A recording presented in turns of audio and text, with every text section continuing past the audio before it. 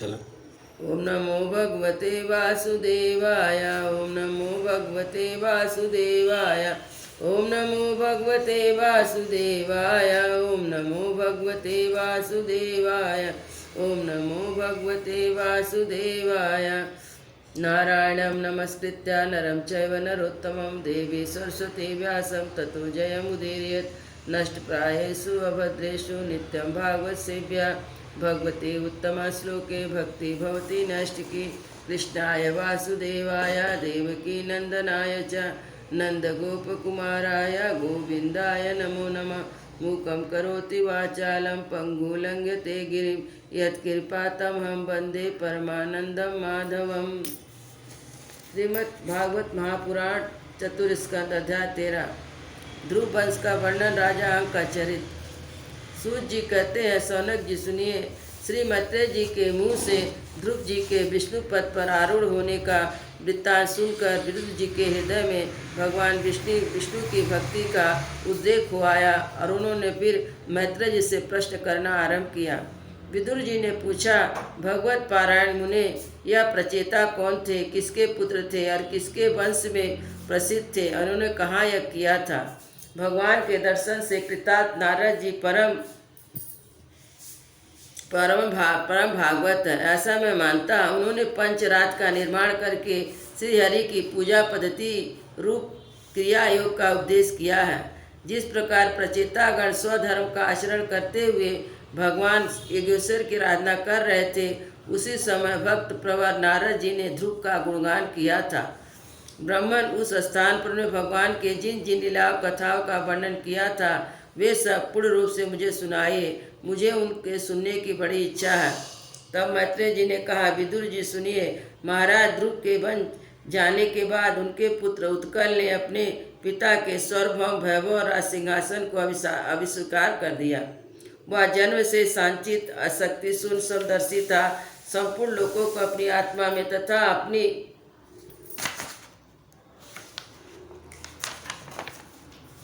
आत्मा को संपूर्ण लोक में स्थित देखता था। उसके अंतकरण का वासना रूपमल अखंड योग अग्नि में भस्म हो गया था। इसलिए वह अपनी आत्मा को विशुद्ध बोध रस के साथ अभिन्न आनंद में सर्वत्र व्याप्त देखता था। सब प्रकार के भेष रहित प्रशांत ब्रह्म को ही अपना स्वरूप समझता तथा अपनी आत्मा से भिन्न कुछ भी नहीं देखता था। वह अज्ञानियों को रास्ते आदि साधारण स्थानों में बिना लपट की आग के समान मूर्ख, अंधा, बहिरा, पागल अथवा गूंगा सा प्रतीत होता था। वास्तव में ऐसा था नहीं। इसलिए कुल के बड़े बूढ़े तथा मंत्रियों ने उसे मूर्ख और पागल समझकर उसके छोटे भाई ब्रह्मपुत्र वत्सर को राजा बनाया। वत्सर की प्रेसी भार्या स्वरभीति के गर्भ से पुष्पाण, तिकमक, केतु, ईशा, उर्ज, बसु, जय नाम के 6 पुत्र हुए। पुष्पाण के प्रभा और दोषा नाम की 2 स्त्रियां थी। उसमें प्रभा के प्रातः, मध्यान्ह, दिन और सायं ये 3 पुत्र हुए। दोषा के प्रदोष, निषिद्ध और व्युष्ट ये 3 पुत्र हुए। विष्णु ने अपनी भार्या पुष्करणी से स्वर्ग तेजा नामक एक पुत्र उत्पन्न किया। उसकी पत्नी आकुति से चक्षु नाम का एक पुत्र हुआ। चक्षु मनवंतर वही मनु हुआ। चक्षु मनु की स्त्री नडवाला से पुरु, कुस्त, श्रित, डुम, सत्वान, ऋत, व्रत, अग्निहोष्ट, अतिरात, प्रद्युम्न, शिवी और उलमुख ये 12 सत्वगुणी बालक उत्पन्न हुए। इनमें उलमुख ने अपनी पत्नी पुष्करणी से अंग, सुमना, ख्याति, क्रतु, अंगिरा और ग ये 6 उत्तम पुत्र उत्पन्न किए। अंग की पत्नी सुनीता ने कुरु वर्मा बेन को जन्म दिया। उसकी दुष्टता से उद्विग्न होकर राजसी अंग नगर छोड़कर चले गए। प्यारे विदुर जी, मुनियों के वाक ब्रज के समान अमोघ होते हैं। उन्होंने कुपित होकर बेन को शाप दिया। जब वह मर गया तब कोई राजा न होने के कारण लोकों में लुटेरों द्वारा प्रजा को बहुत कष्ट होने लगा। यह देखकर उन्होंने बेन की दाहिनी भुजा का मंथन किया, जिससे भगवान विष्णु के अंशावतार आदि सम्राट महाराज पृथु का जन्म हुआ। विदुर जी ने पूछा, ब्राह्मण महाराज अंक तो बड़े शील संपन्न साधु स्वभाव ब्राह्मण भक्त थे, उनके बेन जैसा दुष्ट पुत्र कैसे हुआ, जिसके कारण दुखी होकर उन्हें नगर छोड़ना पड़ा। राजा दंडधारी बेन का भी ऐसा क्या अपराध था जो धर्मज्ञ मुनीश्वरों ने उनके प्रति शाप रूप ब्रह्मदंड का प्रयोग किया। प्रजा का कर्तव्य है कि प्रजा का पालन राजा से कोई पाप बन जाए तो उसका तिरस्कार ना करें, क्योंकि वह अपने प्रभाव से 8 लोकपालों के तेज को धारण करता है। ब्राह्मण आप भूत भविष्य की बात जानने वाले सर्वश्रेष्ठ हैं, इसलिए आप मुझे सुनीता के पुत्र बेन की सब करतूतें सुनाइए। मैं आपका श्रद्धालु भक्त हूँ। श्री मैत्रेय जी कहने लगे, विदुर जी, एक बार राजा अंग ने अश्वमेध महायज्ञ का अनुष्ठान किया। उसमें वेदवादी ब्राह्मणों के आह्वान करने पर भी देवता लोग अपना भाग लेने नहीं आए। तब ऋतवजों ने विस्मित होकर यजमान अंग से कहा, महाराज, हम आहुतियों के रूप में आपका जो घृत आदि पदार्थ हवन कर रहे थे उसे देवता लोग स्वीकार नहीं करते। हम जानते हैं आपकी होम सामग्री दूषित नहीं है। आपने तो उसे बड़ी श्रद्धा से जुटाया तथा वेद मंत्र भी किसी प्रकार बलहीन नहीं है, क्योंकि उसका प्रयोग करने वाले ऋतजगण याजक को उचित सभी नियमों का पूर्ण तरह पालन करते हैं। हमें ऐसी कोई बात नहीं दिखती जो इस यज्ञ में देवता का किंचित भी तिरस्कार हुआ। फिर कर्माध्यक्ष देवता लोग क्यों अपना भाग नहीं ले रहे हैं? तब मैत्रेय जी कहते हैं, ऋतविजों की बात सुनकर यजमान अंग बहुत उदास हुए। तब उन्होंने याजकों की अनुमति से मौन तोड़कर सदस्यों से पूछा, सदस्यों, देवता लोग आह्वान करने पर यज्ञ में नहीं आ रहे हैं और न सोमपाति ग्रहण करते हैं। आप बतलाइए, मुझसे ऐसा क्या अपराध हुआ है? सदस्यों ने कहा, इस जन्म में तो आपसे तनिक भी कोई अपराध नहीं हुआ। हाँ, पूर्व जन्म का एक अपराध अवश्य है, जिसके कारण आप ऐसे सर्वगुण संपन्न होने पर भी पुत्रहीन हैं। आपका कल्याण हो, इसलिए आप पहले सुपुत्र प्राप्त करने का कोई उपाय कीजिए। यदि आप पुत्र की कामना से यज्ञ करें तो भगवान यज्ञेश्वर आपको अवश्य पुत्र प्रदान करेंगे, और जब संतान के लिए साक्षात यज्ञ पुरुष श्रीहरि का हवन किया जाएगा तब देवता लोग स्वयं ही अपना अपना यज्ञ भाग ग्रहण करेंगे। भक्त जिस वस्तु की इच्छा करता है श्रीहरि उसे वही पदार्थ देते हैं। उनकी जिस प्रकार आराधना की जाती है उसी प्रकार उपासना को फल भी मिलता है।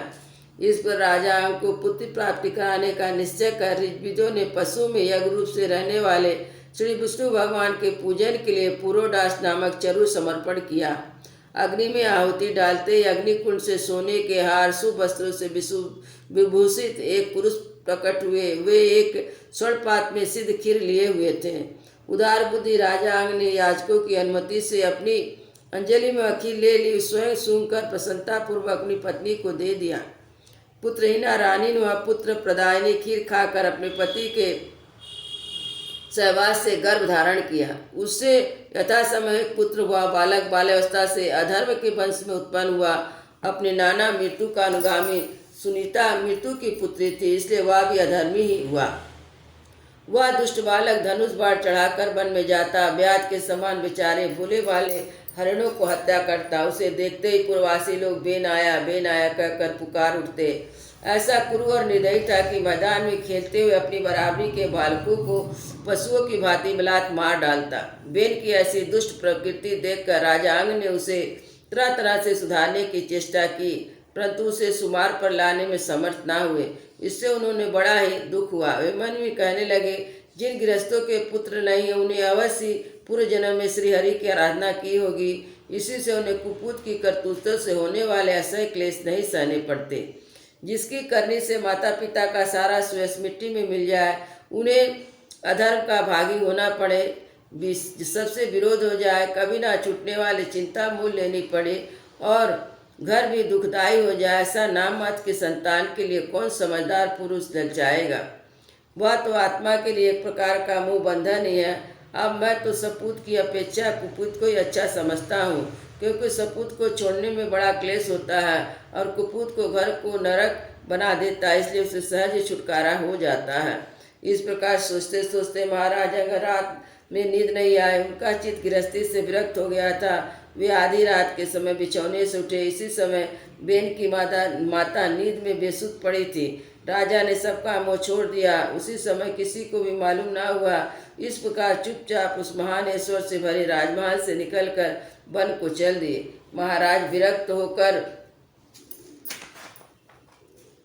घर से निकल गए। यह जानकर सभी प्रजाजन, पुरोहित, मंत्री, सुहृदगण आदि अत्यंत शोकाकुल होकर पृथ्वी पर उनकी खोज करने लगे। ठीक वैसे ही जैसे योग का यथार्थ रहस्य न जानने वाले पुरुष अपने हृदय में छिपे हुए भगवान को बाहर खोजते हैं, जब उन्हें अपने स्वामी का कहीं पता ना लगा तब वे निराश होकर नगर में लौट आए और वहाँ जो मुनिजन एकत्रित हुए थे उन्हें यथावत प्रणाम करके उन्होंने आंखों में आंसू भरकर महाराज के नाम मिलने का वृत्तांत सुनाया।